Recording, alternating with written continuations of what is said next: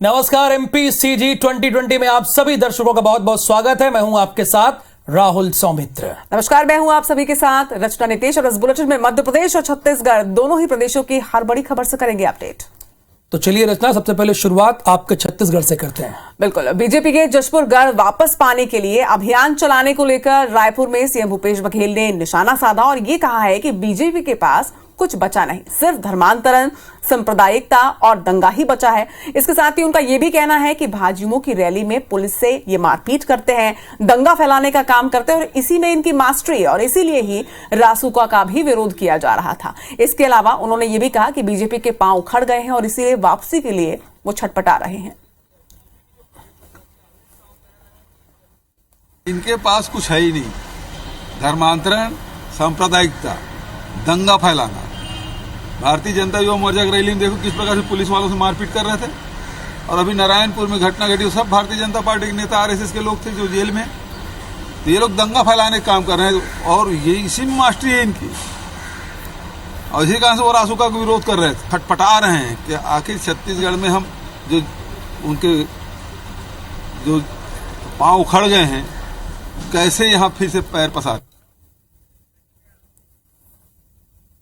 तो सीएम भूपेश बघेल ने कहा है कि छटपटा रहे हैं कि उनके पांव उखड़ गए हैं और कैसे पांव जमाएं। तो चलिए देखते हैं मध्य प्रदेश में क्या हो रहा है।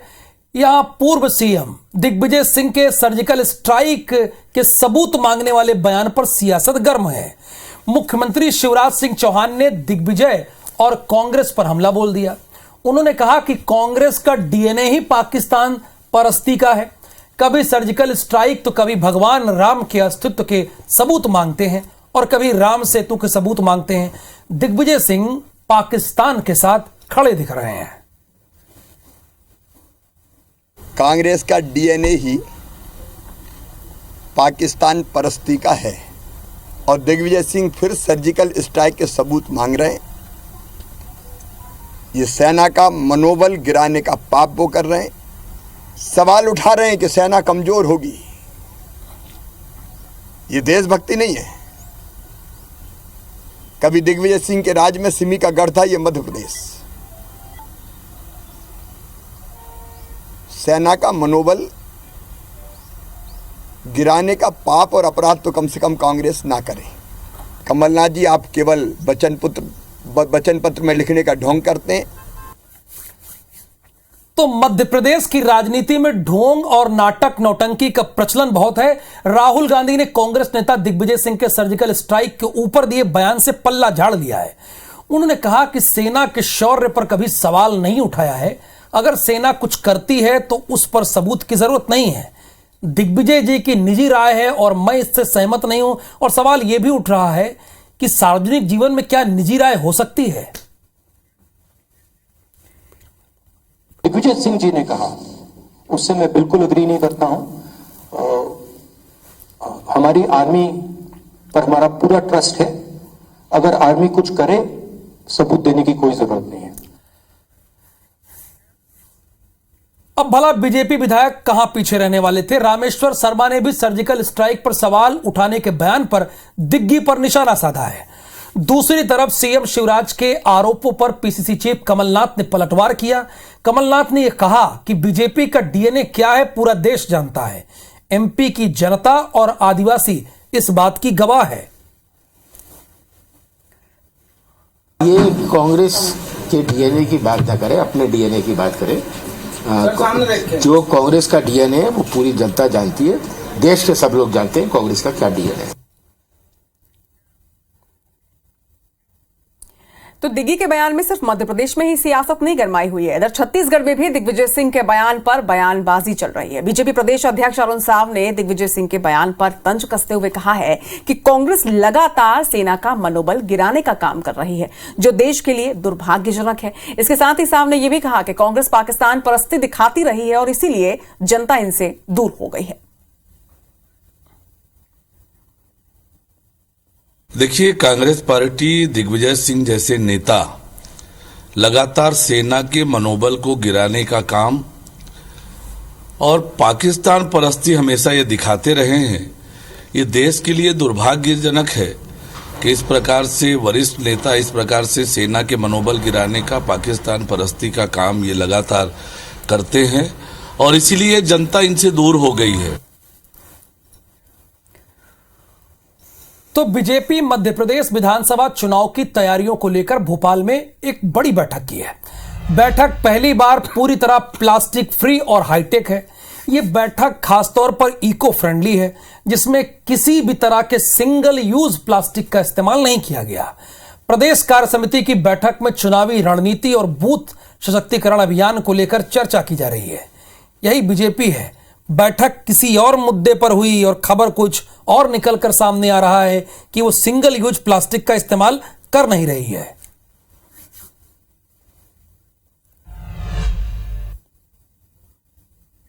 चलिए, इधर बीजेपी की प्रदेश कार्यकारिणी की 2 दिवसीय बैठक में बीजेपी के वरिष्ठ नेताओं ने प्रदेश के पदाधिकारियों, नेताओं और जनता से छत्तीसगढ़ में डबल इंजन की सरकार बनाने का आह्वान किया है, जिसे लेकर बीजेपी के प्रदेश अध्यक्ष अरुण साफ का यह कहना है कि जिन राज्यों में बीजेपी की सरकार है वहां पर केंद्र सरकार के साथ बेहतर तालमेल है और उस राज्य का विकास कांग्रेस शासित राज्यों की तुलना में कई गुना ज्यादा है।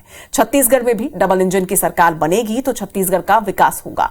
इधर मुख्यमंत्री भूपेश बघेल ने डबल इंजन पर कहा है कि छत्तीसगढ़ में 2014 से लेकर 18 तक डबल इंजन की सरकार थी। डबल इंजन की सरकार में विकास नहीं हुआ है। वहीं छत्तीसगढ़ की जनता को डबल इंजन की सरकार अब नहीं चाहिए।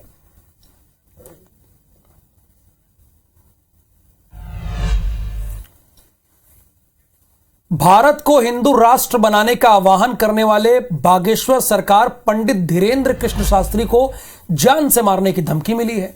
धीरेन्द्र शास्त्री के चचेरे भाई हैं जिनका नाम लोकेश गर्ग है। उनके मोबाइल फोन पर अमर सिंह नाम के किसी व्यक्ति का फोन आया, जिसके बाद लोकेश गर्ग ने छतरपुर के बमीठा थाने में केस दर्ज कराया। पुलिस के मुताबिक आरोपी अमर सिंह ने लोकेश गर्ग को फोन किया और बागेश्वर सरकार के पीठाधीश्वर धीरेन्द्र शास्त्री से बात करने पर अड़ गया और देख लेने की धमकी देने लगा। मामले में गृह मंत्री नरोत्तम मिश्रा ने बताया है IBC24 को कि FIR दर्ज कर ली गई है। साइबर सेल को भी जांच की जिम्मेदारी दे दी गई है।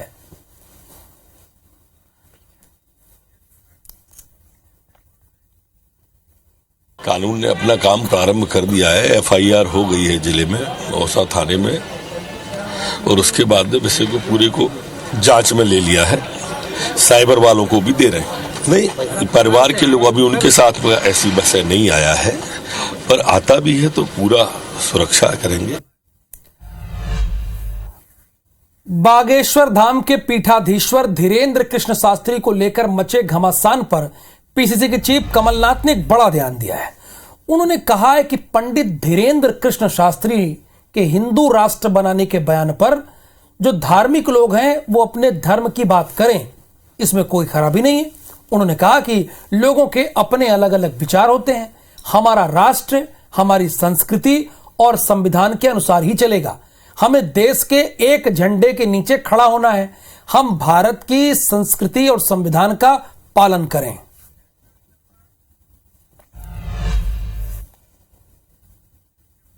इधर छत्तीसगढ़ की खबर का रुख कर लेते हैं। रेप के आरोपी और नेता प्रतिपक्ष नारायण चंदेल के बेटे पलाश की तलाश में पुलिस सरगर्मी से घूम रही है। दरअसल आदिवासी शिक्षिका ने पलाश पर रेप का आरोप लगाया है और FIR दर्ज करवाई, जिसके बाद आरोपी पलाश फरार बताया जा रहा है। पुलिस ने पलाश को गिरफ्तार करने के लिए 5 सदस्यीय टीम का गठन भी किया है। वहीं पुलिस टीम ने नैला में पलाश के घर पर दबिश दी थी। आज पुलिस ने इंदौर में भी दबिश दी, मगर पलाश की गिरफ्तारी यहां से भी नहीं हो सके। इधर छत्तीसगढ़ सर्व आदिवासी समाज के युवा प्रभाग ने पलाश चंदेल की गिरफ्तारी को लेकर मोर्चा खोल दिया और गिरफ्तारी की मांग को लेकर कलेक्टर और SP के नाम ज्ञापन भी सौंपा है।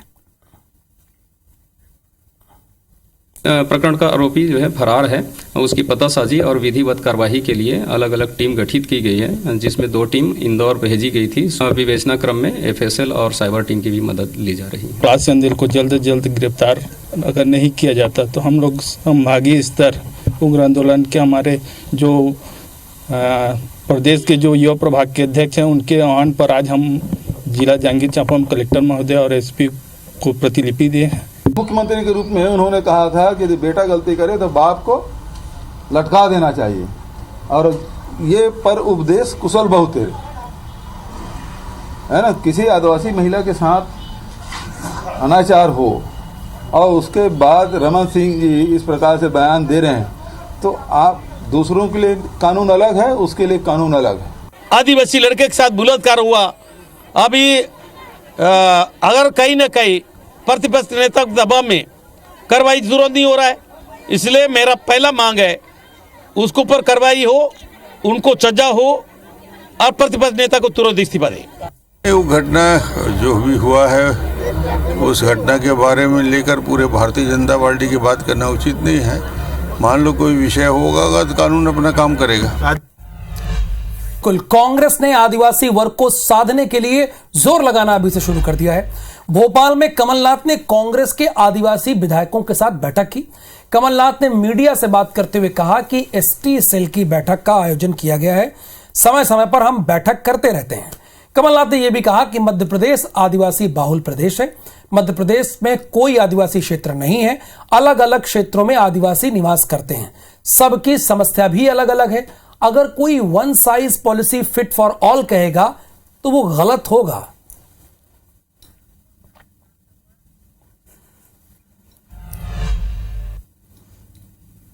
अगली खबर लेते हैं। अनुसूचित जनजाति वर्ग के विधायकों के साथ पीसीसी चीफ कमलनाथ की बैठक पर मुख्यमंत्री शिवराज सिंह चौहान ने निशाना साधा है। उन्होंने कहा है कि कमलनाथ आदिवासी भाई बहनों की बात करने का अधिकार नहीं है। सीएम ने कमलनाथ से सवाल करते हुए पूछा कि पेशा एक्ट क्यों नहीं लागू किया। सीएम ने कमलनाथ से सवाल पूछते हुए कहा कि विशेष पिछड़ा जाति बैगा भारिया सहरिया को बीजेपी की सरकार 1000 रुपए देती थी, 15 महीने की कमलनाथ की सरकार ने वो पैसा बंद क्यों किया। विशेष पिछड़ी जनजाति बैगा भारिया और सहरिया की बहनों को मैं हर महीने 1000 रुपया देता था, मतलब बीजेपी की सरकार देती थी। आपने 15 महीने में जब आपकी सरकार रही वो पैसा बंद क्यों किया।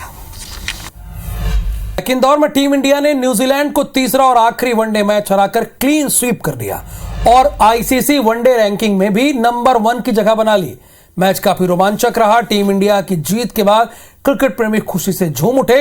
होलकर स्टेडियम में मैच देखने के लिए पहुंचे क्रिकेट प्रेमियों से बातचीत की है हमारे संवाददाता रवि हेमराज सिसोदिया ने।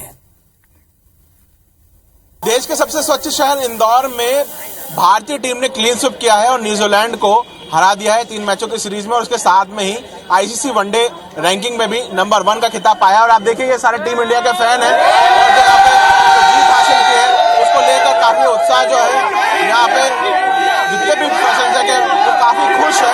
और जिस तरीके का मैच आज टीम इंडिया ने जीता है इसको लेकर इंदौर ही काफी खुश है, क्योंकि आप देख सकते हैं जब भी इंदौर में मैच होता है तो वे खुश होते हैं।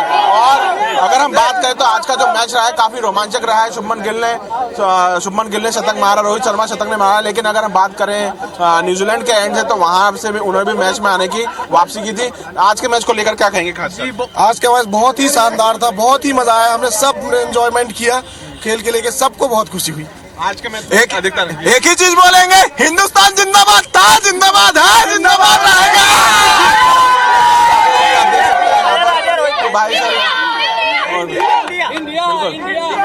कुछ अन्य फैन भी हैं, किसको सपोर्ट करने आए थे और आज के मैच को लेकर क्या कहोगे? मैं इंडिया को सपोर्ट करने आया था और आज इंडिया ने बहुत अच्छा खेला है।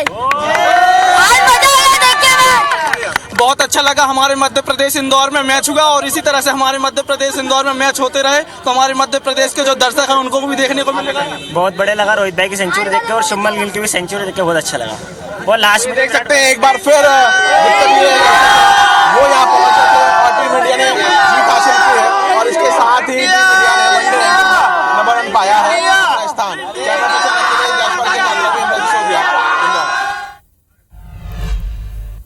तो भारत में क्रिकेट को एक धर्म क्यों कहा जाता है ये मुझे आज समझ में आ गया इंदौर को दर्शकों का उत्साह देखकर। और कुछ इसी तरह का उत्साह कुछ दिन पहले छत्तीसगढ़ में भी देखने को मिला था। चलिए तो इसी खूबसूरत तस्वीर के साथ इस खास बुलेटिन में फिलहाल इतना ही, लेकिन आगे आप देखिए 10 बजे रात पूरे दिन की बात राहुल सौमित्र के साथ। मुझे दीजिए इजाजत। नमस्कार।